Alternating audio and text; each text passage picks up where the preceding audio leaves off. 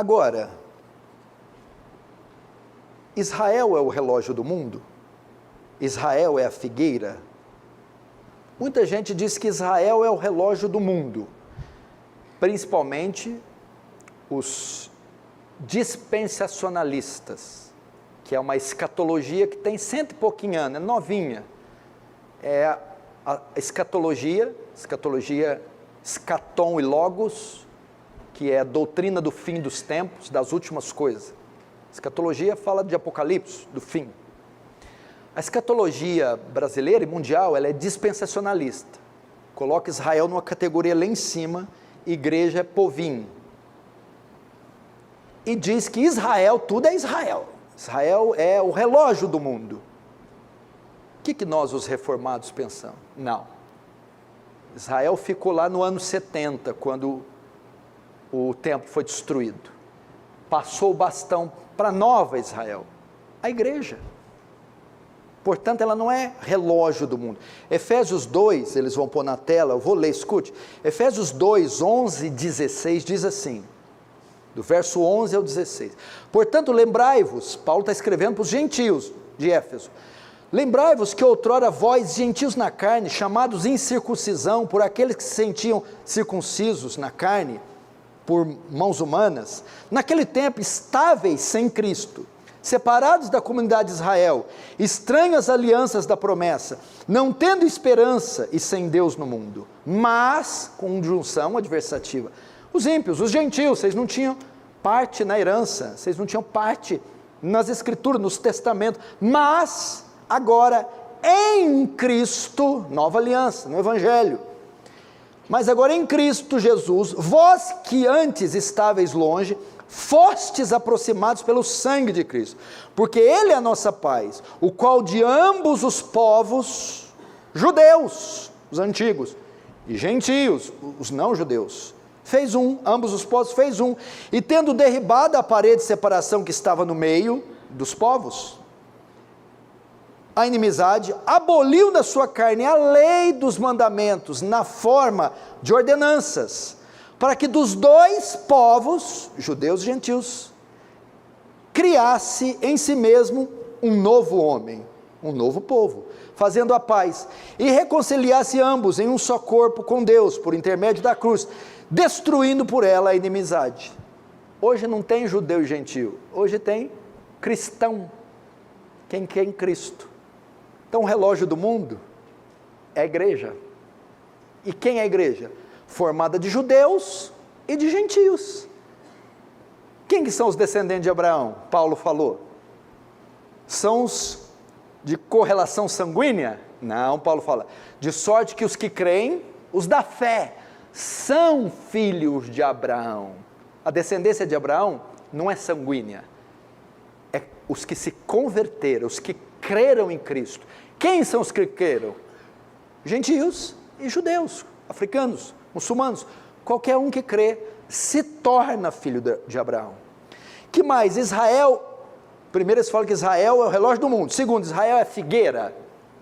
Mateus 24, 32, Jesus diz assim, aprendei, pois, a parábola da figueira, quando já os seus ramos se renovem, as folhas brotam, sabei que está próximo o verão. Olha para a figueira, Israel, tudo que acontece lá, mexe com o mundo, olha em Israel, ela é a figueira, onde que ela anda, você anda. Aí Jesus olhai para a figueira, o que é a figueira? Está no verso 32 isso. A figueira são sinais que ele dá desde o verso 1. Os discípulos estão com ele no templo, mestre, quando sucederão todas essas coisas? Faz duas perguntas. E qual o sinal da sua vinda? A primeira pergunta, quando sucederão todas essas coisas? Que coisas? Não ficará aqui pedra sobre pedra até que seja derrubado. A destruição do templo, Jesus, no ano 70. E o fim de todas essas coisas? Vede que ninguém vos engane, porque muitos se levantarão falando em meu nome. Haverá guerras e rumores de guerra, terremotos e pestes. Quando vede isso, não assustei, porque é necessário que isso aconteça, mas não é o fim, é só o princípio das dores. Essa é a figueira, os sinais. Quando eu olho tragédias, quando eu olho terremotos, epidemias, corrupção moral, heresias, corrupção religiosa. Isso é o tema. Olha para a figueira, quando os seus ramos se tornam tenros. Olha para a terra, economia, cultura, religião, natureza. Na medida que ela oscila, vocês saberão que está próximo. E terceiro, já vou terminar, a reconstrução do terceiro templo. Então, para eles aquele local é sagrado, vão destruir a mesquita de Al-Aqsa, o Domo da Rocha, e naquele local, que é o Monte Moriá, e onde foi destruído o templo, vão reconstruir o terceiro templo. E o anticristo vai entrar nele, e vai ser a sede do seu poder mundial a partir de Jerusalém, que ele vai entrar no templo. Aí depois acontece a batalha de Armagedon, Jesus tira do templo, sai daí que o lugar é meu, e ele vai sentar, dá uma polida nesse templo, ficou muito tempo aí dá uma polida nesse trono, muito tempo o anticristo sentado aqui, eu que vou sentar. Nós vamos dar uma brigada, assim creem os dispensacionalistas.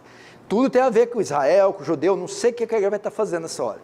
Talvez vai estar cozinhando para o judeu, lavando banheiro para o judeu. Não. Por que eles falam isso? Eles se baseiam em 2 Tessalonicenses, capítulo 2, verso 3 e 4. Olha só. Ninguém de nenhum modo vos engane, porque isto não acontecerá. Isto que? A volta de Jesus não ocorrerá, sem que primeiro venha 2 sinais, os mais fortes. A apostasia, primeiro, e segundo, seja revelado o homem da iniquidade, o filho da perdição, o qual se levanta e se opõe contra tudo que se chama Deus ou objeto de culto. Falando do anticristo. Agora vem o versículo. A ponto de se assentar no santuário de Deus, ostentando-se como se fosse o próprio Deus.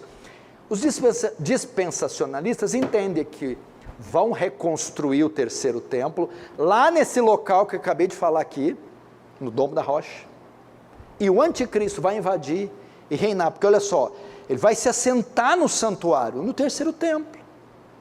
Só que tem um problema aqui. A palavra aqui, santuário, no grego é naos. Em todo o Testamento, quando naos é usado, é para se referir à igreja, e não ao templo. Quando diz que o anticristo vai se assentar no santuário, não é que vai reconstruir uma casinha ali de ouro, parecido com o templo de Salomão, e ele vai entrar lá. Significa que o anticristo, quando subir no poder, ele vai liderar a igreja apóstata, a igreja visível, a igreja institucionalizada. É isso que ele está querendo dizer. É muito maior que sentar num templo. Ele vai liderar, ele vai ser um falso Messias, ele vai enganar, e os falsos crentes irão segui-lo, irão adorá-lo. Portanto, não vai haver reconstrução de terceiro templo. O anticristo não tem nada com isso, não vai querer saber disso. Nem Cristo, quando voltar, vai sentar lá, dar um empurrão nele, vou sentar aqui. Cristo já está sentado faz tempo, e não é ali em Jerusalém, é no céu, não é no trono de Davi, porque o trono de Davi já derreteu, é no trono daquele que estava sentado com o livro e os selos na mão. É uma interpretação equivocada.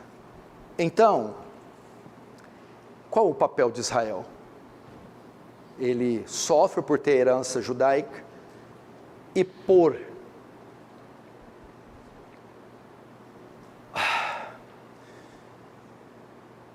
santificar uma terra e um lugar e um monte que não é mais santo. A mulher perguntou para Jesus: onde devemos adorar? Nós, samaritanos, adoramos no Monte Gerizim. Os judeus dizem que é em Jerusalém. Aí Jesus: vem a hora que nem nesse monte, nem no outro monte, mas o Pai procura aqueles que o adoram em espírito e em verdade. Não importa a região, não importa o local, não importa a geografia. Outra coisa, Depois Jesus voltou, subiu aos céus, o Espírito Santo desceu. Quem é o templo? Quem que é o templo? Nós somos o templo. As águas do Rio Jordão não são sagradas, aquela areia, aquela terra da Palestina, de Jerusalém, não é sagrada, aquele monte tem um contexto histórico, mas não significa nada. Então Israel tem todo esse destaque, sabe por quê? Porque está ainda defendendo esse contexto, de que aquele local, de fato, tem uma herança, mas não é um sagrado. E eu quero terminar com isso aqui, Gálatas capítulo 4, vamos lá. Verso 21. Dize-me vós, os que quereis estar sob a lei. Olha aqui, põe o dedo aí. O que é Gálatas? Gálatas foi escrito para quê? Já que é o ano 60 depois de Cristo. O judaísmo já ficou para trás, agora é evangelho, e Paulo está pregando. Mas os crentes da Galácia querem ficar presos na lei, vamos guardar o sábado, vamos circuncidar os meninos, não vão comer carne de porco, vamos guardar as festas, quer voltar para a lei. Templo é sagrado, dia é santo, e Paulo vai dizer só Cristo e a fé, e Paulo está combatendo isso. Olha lá, verso 21, dize-me vós, os que quereis estar sob a lei, acaso não ouvis a lei? Pois está escrito que Abraão teve 2 filhos, um da mulher escrava e outro da livre, mas o da escrava nasceu segundo a carne, e o da livre mediante a promessa. Estas coisas são alegóricas, porque essas mulheres são 2 alianças, uma na verdade se refere ao Monte Sinai, que gera para a escravidão, lei, Moisés, esta é Agar. Ora, Agar é o Monte Sinai na Arábia, e corresponde a Jerusalém atual, está falando de físico, que está em escravidão com seus filhos. Agora o que Paulo vai dizer? Mas a Jerusalém, lá de cima, é livre, a qual é nossa mãe, porque está escrito, alegra-te, ó estéril, que não dá luz e exulta, e clama, tu que não estás de parto, porque são mais numerosos os filhos da abandonada, que as do que tem marido. Vós, porém, irmãos, sois filhos da promessa com Isaac. Até aí, o que ele está dizendo aqui?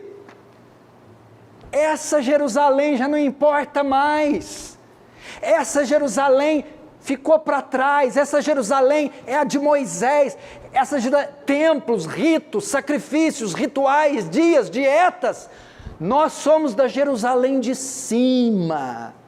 O que é isso? Somos da fé. Não existe mais terreno sagrado, cidade sagrada, povo sagrado, acabou isso aí. É o que Paulo está combatendo, e é o que eles teriam que aprender.